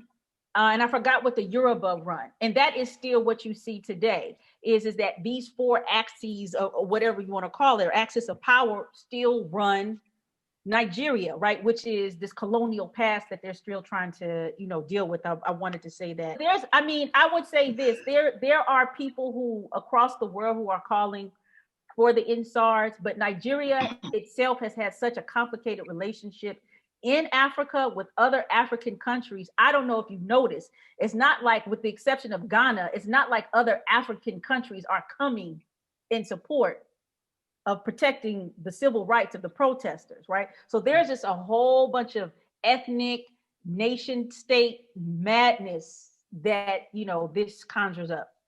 It's very so we gotta get our shit right in 2020. Africa too. This is 2020 in a nutshell. Like it's going crazy everywhere. This is not just in the U.S. You know. Was 1651 like this? Now that I don't know. I don't know, but I know 2020 is a beast in here. So man, it's a lot. 2020, goddamn Thanos, yo. Yeah. all the rings, huh? Man, don't he? Y'all crazy. This has been a hoot. Okay, we're gonna jump to our last topic, and that is gentrification. So gentrification is a topic that pops up, and has been resonating in a lot of major cities throughout the United States, I would say within the last 15 to 20 years. But I wanted to kind of start this conversation about the massive gentrification that's going on in Atlanta. So since I would say the 1992 Olympics or 1988 Yeah. is when 96. 96. Okay. So since the 1996 Olympics in Atlanta, there has been a massive restructuring of what the demographic of Atlanta, the city, looks like. For those of you who have not been in Atlanta, there is the 285, which is the major thoroughfare that is a circle around what we would call the Atlanta city proper. Historically, or mostly, I would say up until around this 1996, a lot of the suburban areas is where the affluent, the white people lived, with the exception of Buckhead, maybe perhaps. And then there started, becoming a movement in. Well, there is a section in Atlanta called Peoplestown, which has been engrossed in a battle for about 7 years with the city in order to not be moved from where they live. It's historically African-American community, but they're being threatened with eminent domain in order for the city to build a park. And it's like removing, I think it's about 20 homes that they're trying to remove. After all of this litigation, it's one of the leaders of it is actually, it's a Black law professor. And so after all of this litigation, it came out that first the city said that it was necessary that they had to do it because there were a lot of infrastructure issues with the water. But when they found the actual plans, it was recommended that they only level 2 or 3 homes, but they're trying to actually remove some blocks. This is indicative of, I think, Black communities, one of the ways in which Black communities are under siege or in the threat of being dislocated and dismantled. But I'm going to let Mikhail talk, I guess, about it, since he was an ATLian for a couple of years. Yeah. So I first got to Atlanta in '88. And, I think what people have to realize, Atlanta prior to '88, and once again, I lived in Los Angeles. So when I went down for college, and what I saw was the boom in Black people coming to Atlanta. So around that time, it probably started maybe in earnest in '87 and '86. But when I got there, it was a boom of Black people in Atlanta because everybody a lot of us went to Morehouse, Clark, Spelman, Morris Brown. There was a lot of people from California. And so you started seeing over the years, by the time I graduated in '93, there was a joke that nobody's from Atlanta. And in that time, we got to look at some of the things that happened over time. We moved into neighborhoods. Black people, Atlanta was known as the Black Hollywood. It was, the place for Black people to go if you want to make some money. And that's what happened. So you got to look at the investment market as well as this goes into the housing crisis eventually, because a lot of us got into the real estate game. You got to look at some of the social factors in Atlanta. So I think it became the perfect storm, unfortunately. And I'll say, let me backtrack a little bit. So I came back to LA, and then in 2006, I moved back to Atlanta, but I lived in Fayetteville, which is outside of 285. And around that time, what they had was the Greenway. The Beltline had not been built. So what you had is a lot of Black people that were buying up homes and just sitting on them. And so people were sitting on these homes for like 10 years, waiting for the Beltline to come so they can be bought out. And what people were doing, they were buying people out of their homes. It wasn't just white folk, it was Black people too, because a lot of people in Atlanta were buying homes, flipping homes, trying to make some money off the crisis. So I think what you had right now was just, is it speculation? That's the real estate term. That happened. Atlanta became the perfect storm because they built Atlanta just as a temporary space for the Olympics. But after all those people left, what do you do? So that created so many openings for, I think, people to buy land, buy property, sit on it. Then after the Olympics, I said, what are we going to do? Well, let's do the Beltline. And so you had people sitting on dilapidated property. That led to homeless, people who became squatters. That brought down the property values for a lot of things, for a lot of people. So I think there's a lot to this that's just not, I don't think, conspiracy based, because at the same time, you also had a Black mayor, Kasim Reed, I think at that time. So a lot of these things, Atlanta has had black mayors over time. What's another? The black lady before him, and now you got Keisha Lance Bottoms, right? So I don't know that the conspiracy, I will say, is racist. I will say that, you know, we've had some structural problems, and we did not do right by ourselves. I'll say, especially when it came to the mortgage boom, the mortgage crisis, how we invested. So, for example, I lived in a boarding house. My landlord lost the house twice. I had to move like twice in college. Why? Because she was drinking all the money up. What? So I'm speaking on the fact that, you know, as a college student, I lived in a boarding house. The owner of the house, police came one day and I hadn't gone home yet. Put the foreclosure sign on, you gotta go, homie.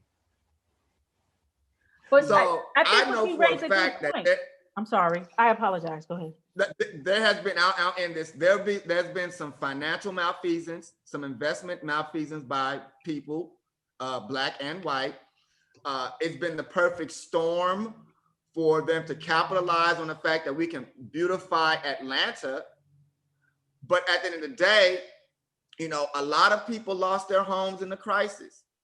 And that allowed these white folk to come in and buy stuff. You look at the job markets, what's going on. So it's creating opportunities for people to capitalize on unfortunate opportunities. You know, while you're discussing this, it reminds me of the same gentrification effort that was in Chicago. You remember when Chicago bid on the Olympics? Because the Olympics is always a part of the play. That was in 2008. They bid on the Olympics, and it was Chicago and Brazil and one other country that was in the running. Mm-hmm. But what Chicago, and I lived in Washington Park, if you're familiar with Chicago. Is that where R. Kelly was at? Close, Hyde Park. Okay. We're a little further south. Yeah. So in Washington Park, though, you have this, you know, these huge parks, and what they were going to do is try to build a Coliseum for the Olympics, because that's where University of Chicago is as well. So they were going to try to build that way. What Black folks started doing on the South Side, raising their rent, trying to sell or buy up property real quick, because they just knew we were going to get it. And then we didn't get the Olympics. Oh, wow. And then we didn't get them. And so it's like now everybody's stuck. They were counting their money. Oh, we going to have the Coliseum here. We going to do this. Now, the rent was $900. Now it's $18. Because they were counting on people that were participating in the Olympics having to come there and rent spaces for a while, because they would have to be there for months, not just, 2 weeks or what have you. So they were counting on this. And what bothered me is that they were anticipating the gentrification.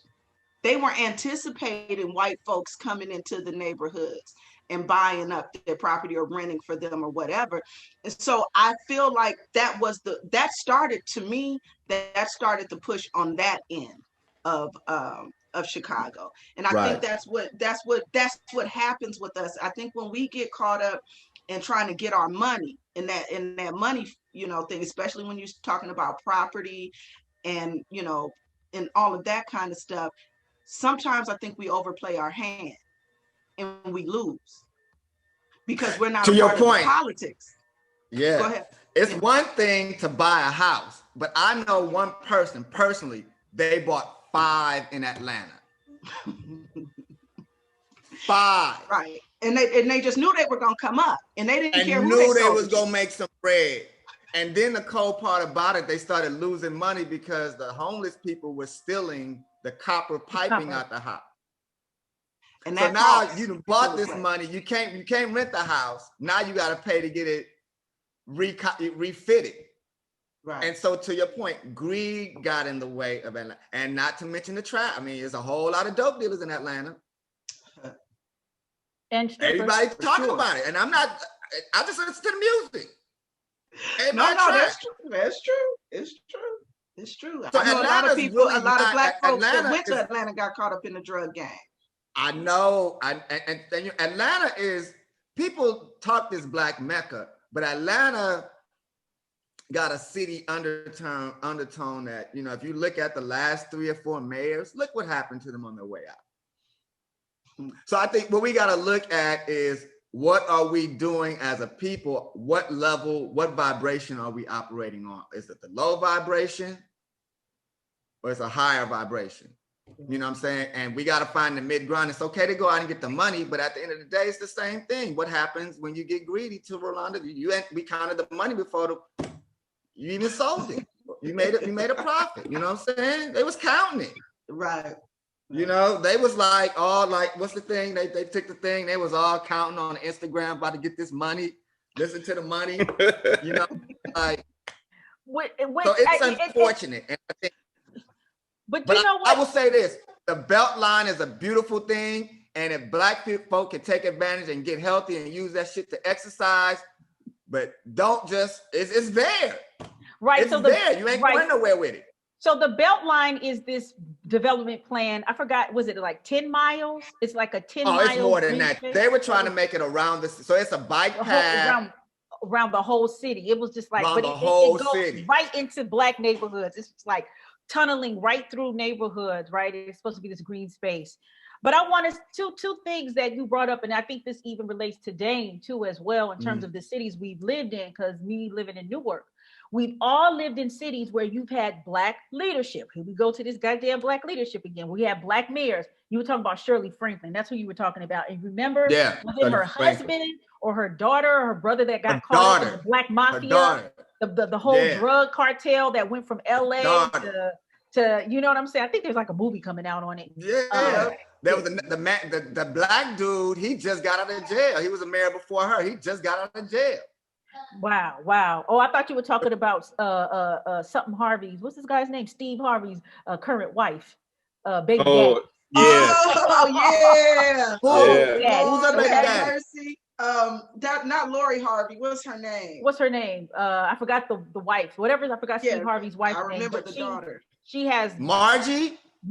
Yeah. Margie. She has children. Yeah, she has children by cousins who were in the dope game real heavy in Atlanta. Yeah. And one was murdered, right? Or no, I know at least one of them is in jail, if not both. Yeah, I think they both went to jail. Maybe one died, but yeah. So but this is indicative of, you have Black leadership, right? That can totally, look, we live in a capitalistic society. And I believe that these people who are trying to do these real estate investments are trying to keep up with what, Rolanda was talking about, trying to play their hand in this real estate game, like they see all these, marketing things on YouTube. All you have to do is in 30 days, you'll get 5 houses, right? So in a capitalist society, right, this is what you're actually supposed to do. The problem is, you've got to have a political structure in place in order to support your capitalistic dreams. In Newark, where I am, in Newark, I don't know what the percentage is anymore, but there were whole skyscrapers owned by Jewish families and Italian families that were vacated in the 60s and early 70s, right after the riots, because they said they refused to sell or do business with any Black people in a predominantly Black neighborhood. And that sat for 50 years, not 10, like it was in Atlanta, but 50. And that is because the Black mayors that were in there never put their foot down and said, it did eminent domain. And when Cory Booker came into office, who is now Senator Cory Booker, instead of eminent domain, because I think at that time it was like a 50-year thing. If you hadn't done anything in 50 years, then the city could take it. Instead of taking, and I'm talking about commercial property in downtown Newark, right? Like literally 60 to 70% of downtown Newark was abandoned buildings, because the people who own them refuse to either sell them or run the businesses out of there. When he comes into office, instead of brokering these deals instead of eminent domain, he brokers deals with the heirs to the property and sells this stuff, and they get it for pennies on a dollar, and now are developing Newark and totally pushing the Black businesses that were there out. So keep that in mind is that this leadership can be doing more for, I think, the Black capitalistic or these business people that are trying to move stuff. But this is where we lose, kind of what that looks like. Because we're trying to play Democrat or Republican. Or, our gatekeepers are the white power structure, right? Or the gatekeepers and you need their donors. He sold that to get the donor to run for office in the future. That's what that was. That was a fianchetto. That's a move in chess. I say you this, but this is the move I really want to make. Right, but this so you got to keep those people in, if that's the game you're gonna play. But this also shows the main voting bloc in Newark, Chicago, Inglewood, Atlanta. These cities are Black people. So that means our votes don't mean anything if they are appealing to a minority who is the, holds the money. So this is something that we still have to figure out. Right. So, okay. So I think we have come to what I call an organic break. This has been very, very, very, very, very real. So I'm going to give the final thoughts to everybody. And Rolanda, you can wrap it up. Well, my final thoughts on things are, first, what we talked about with the whole cube, let's just see how that plays out. I kind of had this feeling that it's going to play itself out, and then you just won't hear about it again. So, to be up in arms about it, I don't know. Coney Barrett, Amy Coney Barrett, going to be the next Supreme Court justice. We'll see what happens with that. And I think that we're just really at this point right now as a people, whether you're white, Black, or whatever, where it's like, let's just wait and see what happens, but be prepared, because it's going to get funky out there, more so than it is now. Like Rolanda said, Ice Cube, look, get with the right people, and we all need to work together, because some of the things in your agenda absolutely needs to be implemented, and we absolutely need to apply pressure on both sides, but we just have to be better strategic about how we apply that pressure, because one side needs our votes, the other side doesn't want us to vote. So you got to understand where you really stand in that structure. And in regards to the Amy Coney Barrett situation, all I want to say is, damn, stop bringing the slingshot to an AR-15 fight. I'm sick of y'all in these weak moves. So y'all, do better. In regards to election cycle, I just want to say, everybody, let's be engaged politically more than just the general election. If we really want to, like you were just talking about, Kaia, if we want to have our capitalism work the way that white capitalism work, we do have to start injecting our power struggle. And that's why I'm hoping if we can get more voices like Simone Sanders elevated and Stacey Abrams elevated, maybe these are people we could actually have direct lines to start changing and having our own power structure. But that remains to be seen. And gentrification, watch out. And if you can, be the one to gentrify. If you can, you be the one to get that property. We need to, and that goes back to the capitalism. We need to go back and be the ones who are able to buy those properties and stop selling grandmama's house and splitting it up for cash, like all those little things go into it. But hey, thank y'all so much for having me. I really enjoyed this conversation. Iron sharpens iron, and you guys definitely did that for me today. And I just think that, as Black people, hopefully going forward, we can approach conversations and disagreements with humility and open-mindedness, and realize that when we're all working with each other, we're going to disagree because we're going to see things differently, but understand when we're working with each other, we're going in the same direction, as opposed to when we're not going in the same direction. And I think finally, gentrification can be an opportunity. If they want to live in the city, great. Maybe this is the opportunity for us to find a space of our own, to create our own little space and do it right another time. Because it happened on Black Wall Street in Oklahoma, Greenwood Archer. It did in Rosewood. So it could do again. It could happen again, I believe, because we have a lot of intelligent Black people. We have a lot of creative people, but more importantly, we have a lot of good people that are working toward the right thing. So I think, in short, open mind. Let's look at gentrification as an opportunity to rebuild our own space. You want me to just stay grounded? I just want to say, this is a great time to be grounded, to be calm, to be focused, and to be planning for 2021 on. Like this 10, 20, 30, 40, 50-year plan. 2020 is done. This election is done. The people are going to win are going to win. I think what we need to focus on is how do we apply the pressure and how do we move forward with our own respective agendas in the future. Indeed. Right. Well, with that, I want to thank you all for tuning in, excuse me, to the weekly check-in. And yeah, thank you. Keep working, keep moving, keep grinding, stay Black, stay beautiful. And, we'll catch you in the next round.